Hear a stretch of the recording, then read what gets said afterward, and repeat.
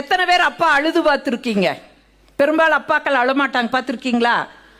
அம்மா அழுதுரு, நாசமா போனவனே நாசமா போனவளே, உனக்காக அத்தனை கஷ்டப்பட்டு அவளை பண்ணி ஆக்கி கொடுத்து அது பண்ணி நன்றி கெட்ட நாய், நீ நல்லா இருக்க மாட்ட, நாசமா போவ அப்படின்னு அழுது மூக்க சிந்தி அன்னைக்கு குழம்பு வேற கொஞ்சம் ருசியா இருந்து அதை ஆர்ப்பாட்டம் பண்ணிரு. உள்ளத்துல இருக்கிறதெல்லாம் அது கொட்டி தீத்துரு. தீக்குமா? திட்டுமா? திட்டும் போது அழுகுமா? அப்பா அழுவாரா? சைலண்டா போயிடுவார். ஏன் அப்பாவுக்கு அழுகிறக்கு எதுவுமே இல்லையா? எந்த கஷ்டமும் இல்லையா? அப்பா வாழ்நாள் முழுவதும் மகிழ்ச்சியா தான் இருக்கிறாரா? அவருக்குன்னு வருத்தப்படுறக்கு எதுவுமே இல்லையா? எல்லாம் இருக்கு. ஆனா ஒரு பொழுதும் வெளியில காமிச்சுக்க மாட்டாரு. ஏன் தெரியுமா? தன்னோட கண்ணுல கண்ணீர் வந்ததுன்னா வீட்டில் இருக்கிறவங்களோட கண்ணுல ரத்த கண்ணீர் வரும் சொல்லியே எந்த அப்பாக்களும் அழுக மாட்டாங்க. பார்த்துருக்கீங்களா? எந்த அப்பாவும் அழ மாட்டாங்க. நீங்க இன்னும் நிறைய வீடுகளில் பாருங்க, பெரும்பாலும் எல்லாமே மிடில் இந்த எஸ்டேட்ல வேலை செய்யறவங்களோட பிள்ளைகள் தான் உங்களுக்கு தெரியும். அவங்க வேலையெல்லாம் முடிச்சுட்டு வரும்போது இதெல்லாம் நான் உணர்ந்துக்கிறேன். எங்க அப்பா கூலி வேலைன்னு சொன்னேன்ல, சனிக்கிழமையானா சம்பளம் வாங்குவாரு. எனக்கு என்ன பலகாரம் பிடிக்கும், எங்க அக்காளுக்கு என்ன பிடிக்கும், தம்பிக்கு என்ன பிடிக்குங்கிறத கொஞ்சம் கொஞ்சமா வாங்கிட்டு வர. நிறைய வாங்க முடியாது, கொஞ்சமா வாங்கிட்டு வரும்போது நாங்கெல்லாம் தூங்கிட்டு இருப்போம்.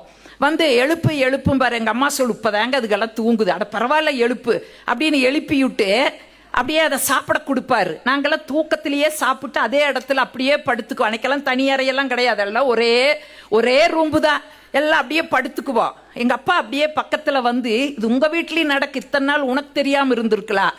ஒவ்வொரு அப்பாக்களும் பாருங்க அந்த அன்பை எப்படி வெளிப்படுத்துவாங்க தெரியுமா? தூங்கிட்டு இருக்கிற அந்த குழந்தை தலையில வந்து அப்படியே ஒரு கையை வச்சு ஒரு தடவுவாரு. உலகத்துல எந்த ராணுவமும் தராத பாதுகாப்பை அந்த தந்தையினுடைய கரங்கள் தான் ஒவ்வொரு பிள்ளைகளுக்கும் தந்து கொண்டு இருக்கிறது.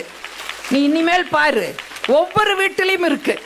அதனாலதான் நான் முத்துக்குமார்னு ஒரு கவிஞன் எழுதுனா, சாமி தெரியலேன்னு சொன்னேன். என் அப்பா தோல்ல என்னை உட்கார வச்சுட்டு சாமியை காமிச்சாரு. எனக்கு அப்புறம் தான் தெரிஞ்சது, ஒரு சாமியோட தோளுல உட்கார்ந்துட்டு தான் நான் சாமியவே பார்த்துருக்கிறேங்கிற அந்த செய்தியை முத்துக்குமார் பதிவு பண்ணாருன்னா, இப்ப நம்ம கொண்டாட வேண்டிய ஹீரோ அப்பாக்கள் தான். இன்னும் தீபாவளி இந்த மாதிரி பண்டிகையெல்லாம் வரும்போது அவங்களுக்கு எவ்வளவு போனஸ் கொடுப்பாங்க? மீறி போன ஒரு 5000 10,000 இதுக்கு மேலேயே கொடுத்துருவாங்க. அதுல ஒரு தீபாவளியை கொண்டாடுறது எவ்வளவு கஷ்டம் தெரியுமா? அம்மா சொல்லி கொடு, பெண் பிள்ளைகள் இருக்கீங்க, கூட்டிட்டு போகு அம்மா, ஏய் இந்த 5000 வச்சுதாண்டி உனக்கு துணி எடுக்கணும், உங்க அண்ணனுக்கு எடுக்கணும், உங்க அப்பாவுக்கு எடுக்கணும், எனக்கு எடுக்கணும், இதை வச்சுதான் தீபாவளி கொண்டாடணும். சமத்த பிள்ளைகள் சொல்லு, அம்மா 800 ரூபாய்க்கு மேல நான் எடுக்கவே மாட்டேன்மா, மீதி இருக்கிற அந்த 200 ரூபாயில எனக்கு கிளிப்பு அது இதுனால வாங்கி கொடுமா அப்படின்ட்டு போகும்.